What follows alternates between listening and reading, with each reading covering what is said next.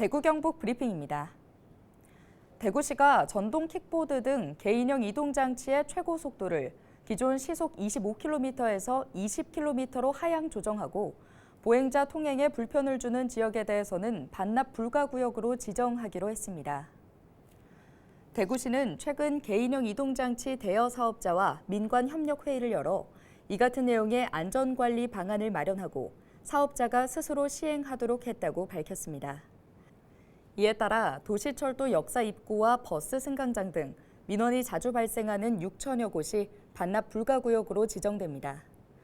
또 청소년들의 무면허 운전을 막기 위해 모든 중고등학교 인근에는 개인형 이동장치를 배치하거나 반납할 수 없도록 했습니다.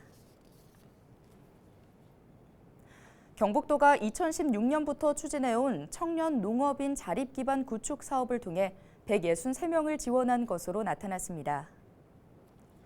경북도가 2019년부터 2021년까지 3년간 지원받은 66명을 대상으로 경영 성과를 분석한 결과 평균 소득은 1억 3,600만 원으로 전년 대비 26% 증가한 것으로 나타났습니다.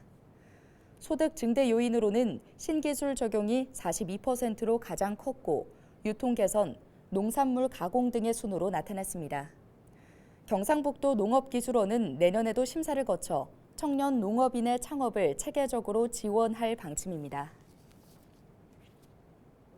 대한민국 시도지사 협의회장인 이철우 경북도지사가 지난달 31일부터 3박 4일 일정으로 일본에서 열리고 있는 제7회 한일지사 회의에 참석해 양국의 공통과제를 해결하기 위한 논의를 이어가고 있습니다.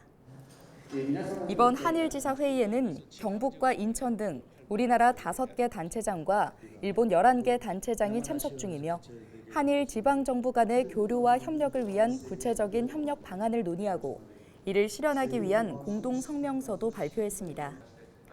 또 2025년 한일 양국의 국교 정상화 60주년을 기념해 제8회 한일 지사회의를 우리나라에서 개최하기로 합의했습니다.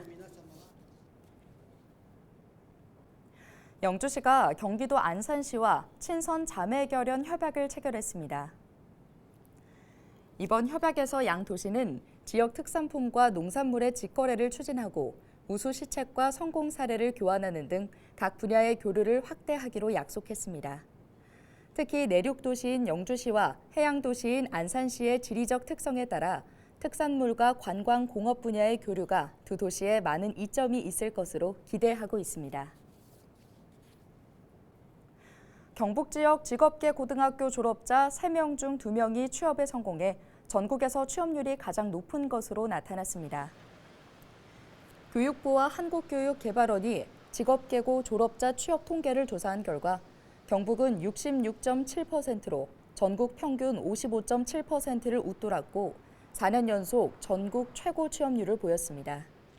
경북교육청은 취업과 기능인 양성이라는 직업교육 방향에 맞게 맞춤형 교육을 하면서 취업 경쟁력이 높아지고 있다고 말했습니다. 경북도가 대체식품 산업 글로벌 포럼인 바페를 지난 1일 포항에서 개최했습니다. 건강한 미래 먹거리 개발과 대체식품 산업 육성을 위해 열린 이번 포럼에는 세계 3대 대체식품 관련 장비 기업인 스위스 뷸러사와 대체 단백질 관련 국제 비영리 조직인 GFI 전문가를 비롯해 관련 업계 스타트업 등 150여 명이 참석했습니다. 이날 경북도는 포항시, 뷸러사 등과 업무 협약을 맺고 대체식품 육성과 글로벌 산업 생태계 조성을 위한 상호 협력을 약속했습니다. 대구 도심 하천인 신천에 들어서는 사계절 물놀이장이 내년 7월 개장합니다. 홍준표 대구시장은 지난 1일 신천 둔치 대봉교 일원을 찾아 신천 사계절 물놀이장 조성 사업 현장을 점검하며 내년 개장 시기를 맞추되 부실 시공이 되지 않도록 공사 관리를 철저히 할 것을 당부했습니다. 신천 사계절 물놀이장은 남구 이천동 대봉교역 인근 신천 둔치에 파도풀과 유수풀, 가족풀 등을 갖춘 9천여 제곱미터 규모로 조성됩니다. 지금까지 대구 경북 브리핑이었습니다.